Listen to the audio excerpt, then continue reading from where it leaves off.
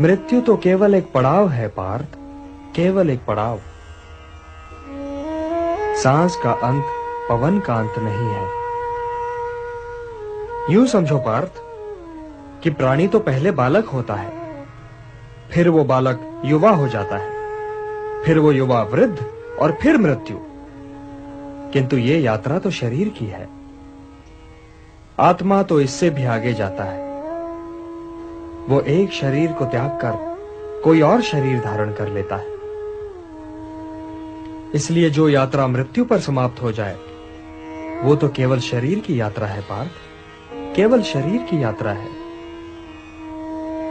न जायते म्रियते वा कदाचित नायं भूत्वा भविता वा न भूयः अजो नित्यः शाश्वतोऽयं पुराणो न हन्यते हन्यमाने शरीरे।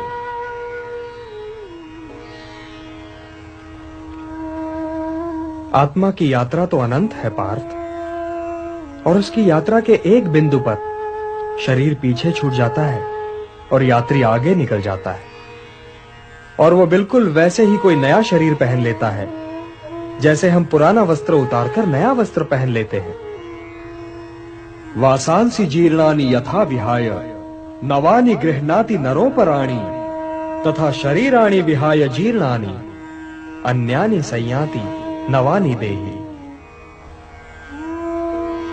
हे पार्थ, विनाश तो आत्मा को छू ही नहीं सकता, तो फिर शोक कैसा? और किसके विनाश का? क्या वस्त्र के विनाश का? किंतु वस्त्र तो अमर नहीं होता, वो तो त्यागे जाने के लिए ही होता है। और आत्मा मरता नहीं, कभी नहीं मरता। किंतु वे जो सामने खड़े हैं, वे इस युद्ध के पश्चात सबके सब होंगे ना केशव? सबके सब होंगे ना? ये होना और ना होना क्या है पार्थ? क्योंकि वो समय तो कभी था ही नहीं जब मैं नहीं था, या तुम नहीं थे, या ये सारे लोग नहीं थे। और ना ही वो समय कभी होगा जब मैं नहीं होऊंगा, या तुम नहीं होगे, या ये सारे लोग भी नहीं होंगे। तो फिर तुम ये किस भ्रम में पड़ रहे हो पार्थ कि वर्तमान जीवन ही संपूर्ण जीवन है? वर्तमान जीवन संपूर्ण जीवन नहीं है पार्थ। हम थे भी, हम हैं भी, और हम होंगे भी।